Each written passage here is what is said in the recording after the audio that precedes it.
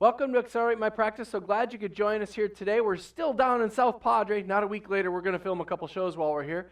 But we're down here, and I wanted to interview Dr. Gary Schwarz, because this might be about the most interesting man, and you kind of look like the guy from the commercial, might be about one of the most interesting men I've ever met. Everything from Jeff Foxworthy, growing great big huge racks on deer, growing great big bass, wonderful dentistry, oral surgeon, and I wanted to interview him because, one, it's just kind of fun to meet new people and to bring them on and expose them here.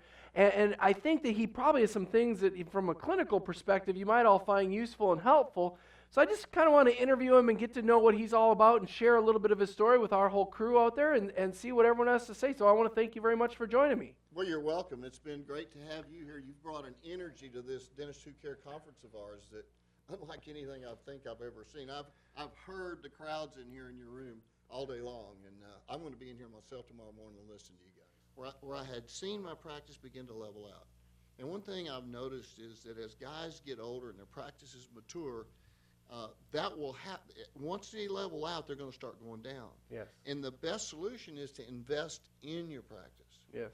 And so I said to myself, you know, I've got to start giving back to this practice that has been so good to me. I mean, I'd had a great practice my whole life. And the implant practice, it just leveled out too, you know, and at 300 and some odd implants a year, and I just couldn't get it.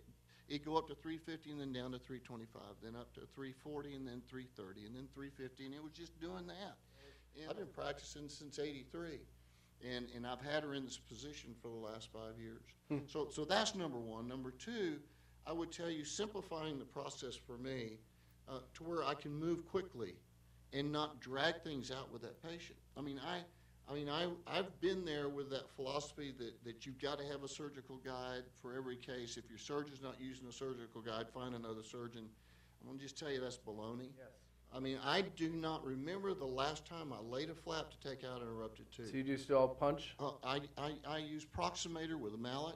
Awesome. You know, and if that doesn't do it, and I've got to section the root, then I section the root without a flap. No flap, no bone removal, no labial plate removal, flapless surgery. Huge, huge boon to my practice because the other surgeons are still practicing the way they were taught, which is you can't do it well if you can't see it well. That's what they still teach in school, so many of them. Yeah. So lay a bigger flap, cut away more bone is the way to get these impacted teeth and hard to remove teeth out. And with me, if they're erupted, no incision, no bone removal. If they're impacted, minimal incision, minimal flap reflection, minimal bone removal. So you're telling me even after 30 years of clinical practice, continuing education is the key, rather than doing it the same old way? Yes. I had a doctor in Nebraska once who was looking at hiring me, and he looked at me, and he's 60 years old, and he looks at me and goes, you know, I don't know if I want to hire you because, you know, I've been doing this 30 years. I know what I'm doing, and you're just this young puppy. What do you know? And I looked at him, and I was like, I don't know. I went to business school. You went to dental school. Maybe if we put our heads together. And he's like, he keeps pushing back. And I finally looked at him, because my whole thing, which you didn't get to hear yet, is how do you break a pattern? Yeah. How do you break a pattern of thought? So I looked at him. I said, with all due respect, sir, I believe you have 1 year of experience. You repeated 29 times. Mm-hmm. Man, his face turned bright red. His ears started turning red. I thought the guy was either going to come over the table or have a heart attack on me because he looked pissed. But then he finally sat back and calmed down and went, you know, maybe you're right. Really? And it was interesting to see how that worked out, because I think you're describing that perfectly. There's a lot of people who literally have 1 year of experience. They repeat for a career as opposed to always learning, always improving the skill. And it sounds to me like improving the skill has been a game changer for you. Oh, if you can't get excited about learning something new, then why keep practicing? You know, it's time to quit. But I've never been more excited about practicing now.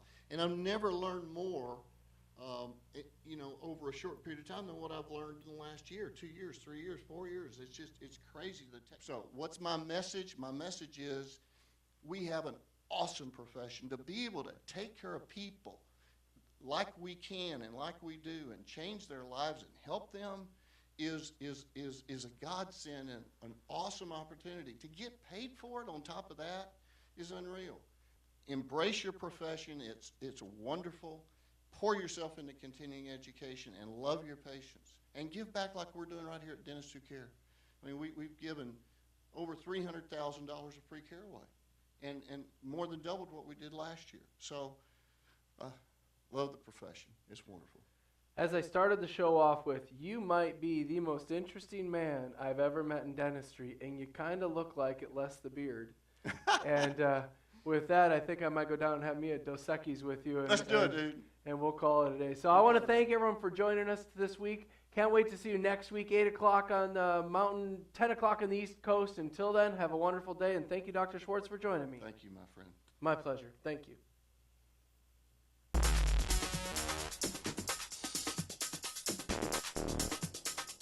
What if you could have the practice of your dreams?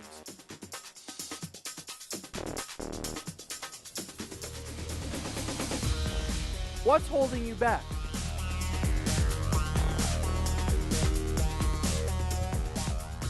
Imagine a life where you have everything you ever wanted.